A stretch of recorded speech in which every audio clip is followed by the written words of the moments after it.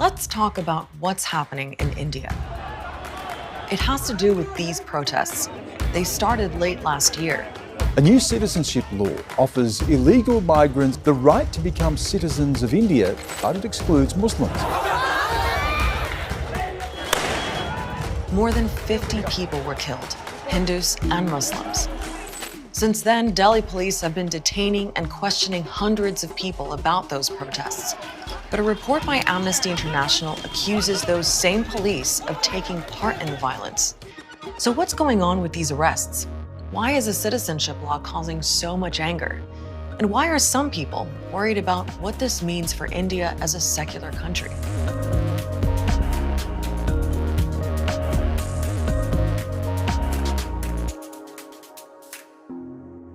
India is going through a tough time. Millions of people have been infected with COVID-19, and the economy has shrunk dramatically. And on top of that, there are a lot of unresolved issues that date back to those protests. It's all about identity and what it means to be Indian. India has almost 1.4 billion people. About 80% of them are Hindu. But the minorities are still huge, in the millions. Muslims, Christians, Sikhs, plus immigrants from neighboring countries. Now, under India's secular constitution, everyone is guaranteed equal rights regardless of their religion. But right now, a lot of people say that equality is being threatened, that the ruling party, the BJP, has an agenda to make India a Hindu nation. They say the latest sign of that is a law passed in December called the Citizenship Amendment Act. The act offers a pathway to becoming an Indian citizen for migrants who arrived before 2015 from these countries and who belong to these religions. Muslims aren't on the list, but the BJP says it's because they're not a persecuted minority in those three countries. The law, they say, is meant to help those at risk.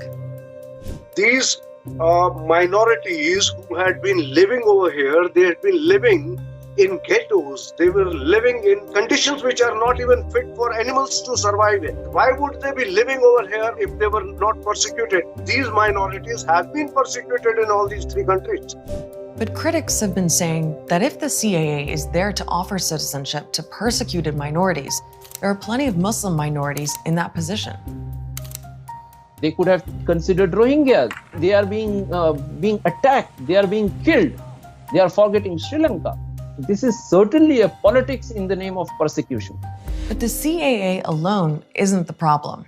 It's the combination of the act with the National Register of Citizens that India wants to introduce. It's basically a massive headcount. So here's the issue. To register, people have to prove that they're Indian citizens, but not everyone can. Not everyone has the documents. There's concern that illegal immigrants could be granted citizenship under the CAA, while Muslims who are actually from India could be left out. Here's one scenario. Let's say this person was born in India where generations of his family are from. He's Muslim. We'll call him Abid. Then there's Suranjit. He came to India 7 years ago from Bangladesh. He's Hindu. Neither of them have the documents to prove where they're from. Abid can't apply for citizenship under the CAA because it doesn't mention Muslims. But Suranjit stands a chance because he's Hindu. The onus would be on you to prove your credentials, and it can lead to a major upheaval and discord in society, and Muslims would be targeted. And this goes beyond the hypothetical. The state of Assam tried to register people, and it didn't go well. Nearly 2 million people, including Muslims and Hindus, didn't qualify. Even if they are citizens, a lot of people in Assam were left off the list because their name was spelt differently. The government is forging ahead with the CAA and the register anyway, but people aren't just worried about it not working. Many Muslims say it's just another example of injustice. In 1992, Hindu nationalists destroyed the Babri Mosque. There were riots and nearly 2,000 people were killed. Nationalist groups, as well as BJP leaders, were linked to the violence. 10 years later in Gujarat, fighting between Muslims and Hindus ended in 1,000 people dead, most of them Muslims. At the time, the current Prime Minister, Narendra Modi, was chief minister there. He was accused of deliberately allowing the riots to happen.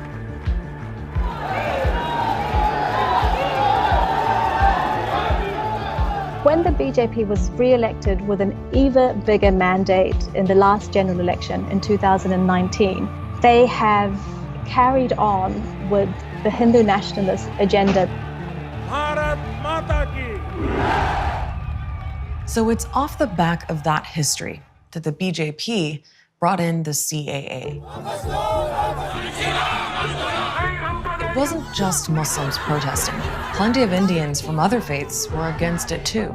People here say they no longer trust this government and will keep protesting until the law is scrapped. Their idea is to ratchet up the hatred, and suddenly young people are just saying, sorry, but we're not buying this. There were also rallies in favor of the CAA, where BJP politicians spoke to the crowds. A man called Kapil Mishra issued an ultimatum to the people protesting against the Citizenship Amendment Act and said that if they didn't clear the roads and if police didn't clear them, then he and his supporters would take matters into their own hands.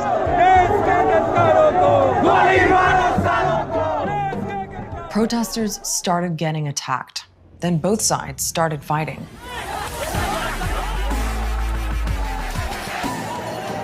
Hindus attacked Muslims, Muslims fought back. A mosque in Jafrabad was attacked and cars and homes were set on fire. Muslims and Hindus were killed, but it was mostly Muslims. We are feeling unsafe. There is no rule of law in the country right now.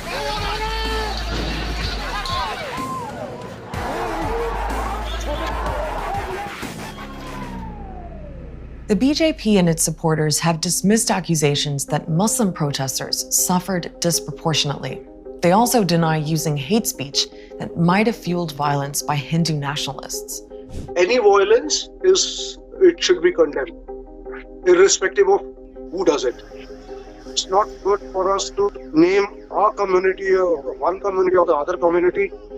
These protesters turned violent. They started burning the public property, the buses, and the police had to react to it. But a report by Amnesty International says some Delhi police were complicit in the violence. The police officer actually either did not intervene despite being present or intervened only to disproportionately arrest or attack anti-CAA protesters. They've also been accused of actively taking part.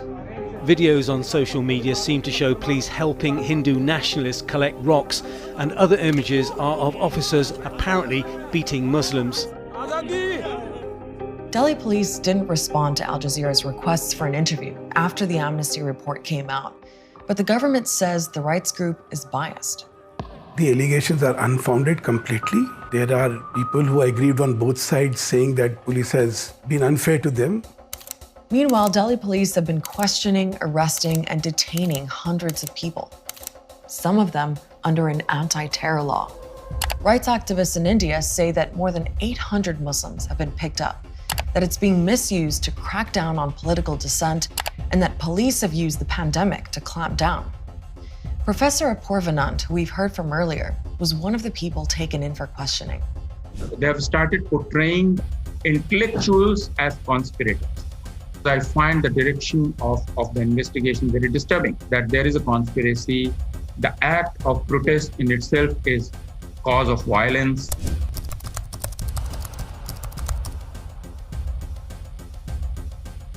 It's all causing a lot of fear and mistrust. We've been speaking to people out on the streets, and they feel like they are fighting for the very idea of India. Muslims are fearful for themselves, and the others are really fearful for the direction that the country is going in. This is a fight for the soul of the country. What is the kind of country India is going to be? We have had 70 years of a secular, pluralist, diverse nation. The question is, will we remain so? It all comes back to the idea of identity, and a lot of people feeling powerless and excluded. They want to know who gets to be Indian and who gets to decide.